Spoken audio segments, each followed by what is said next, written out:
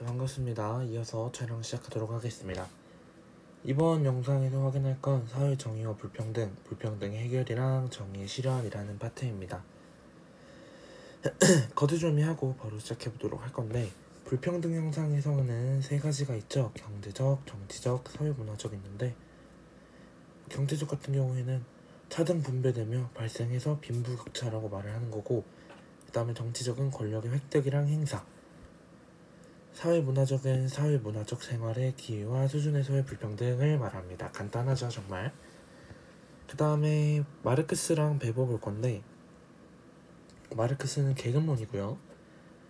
그 다음에 생산수단의 소유 여부에 따라서 OX로 나뉘어서 노동자 계급이랑 자본가 계급으로 나뉩니다.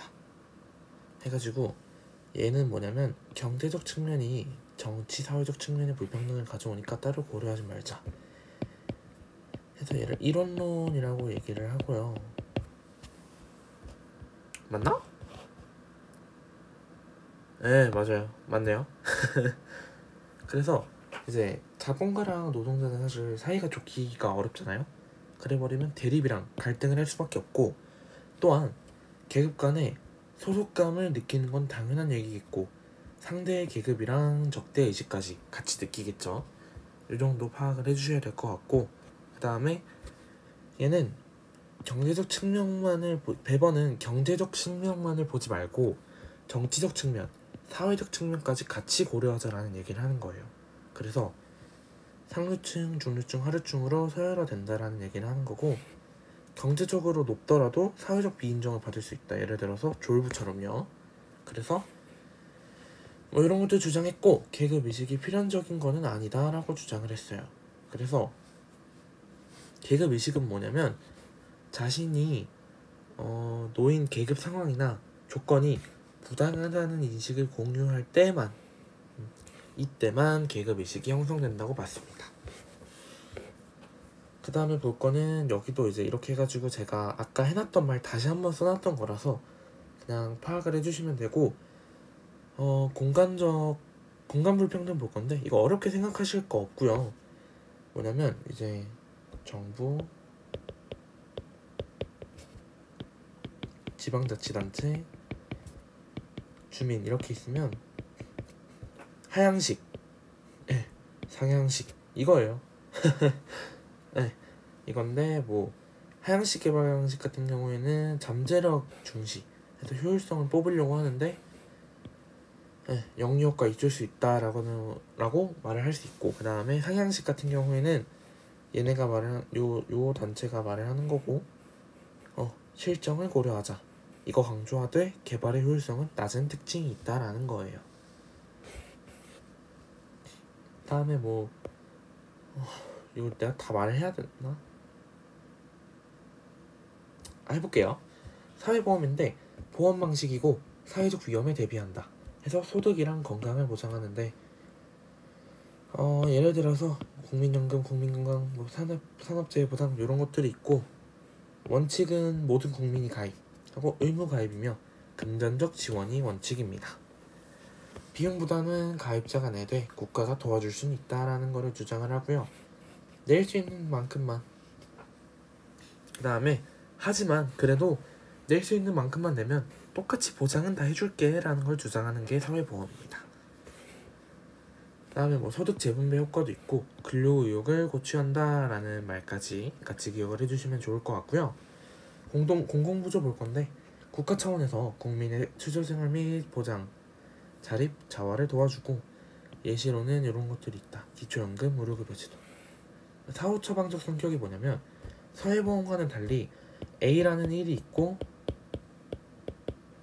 그 후에 처방한다, 요런 느낌이에요. 그 다음에 금전적 지원이 원칙이시고요.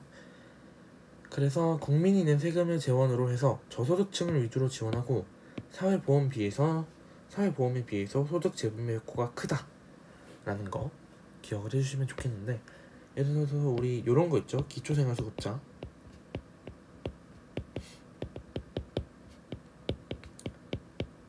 이런 거 있는데 얘네를 우리가 이제 수급을 할 때 이제 그 선정을 할 때 기준이 있잖아요.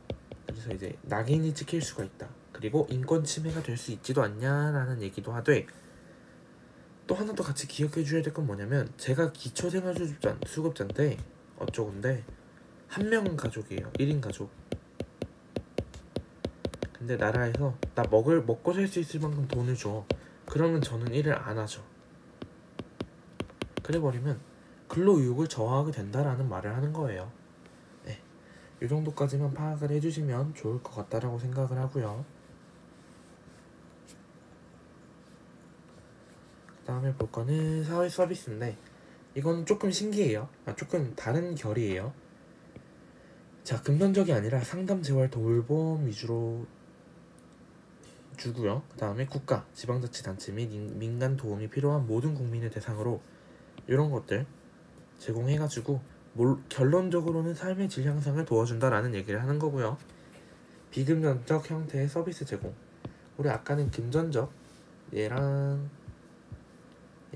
금전이었죠. 근데 얘는 비금전적이 원칙이다.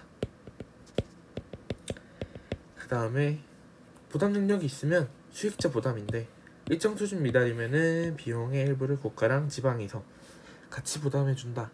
이 정도까지만 파악을 해주시면 될 것 같고요.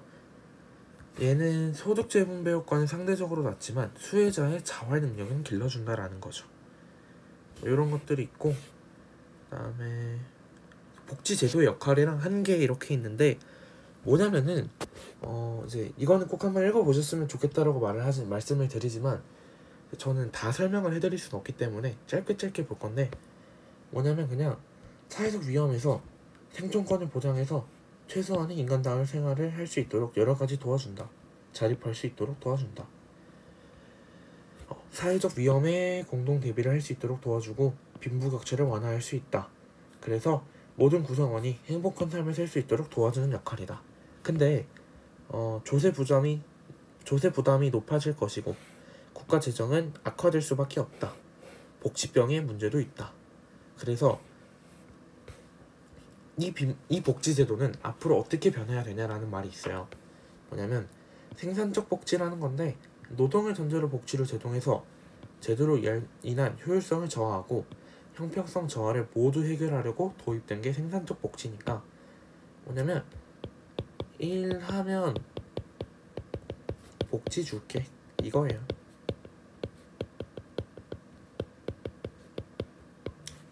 이거니까 이 정도만 파악하셔가지고 확인하셨으면 될 것 같습니다. 녹화 종료하겠습니다.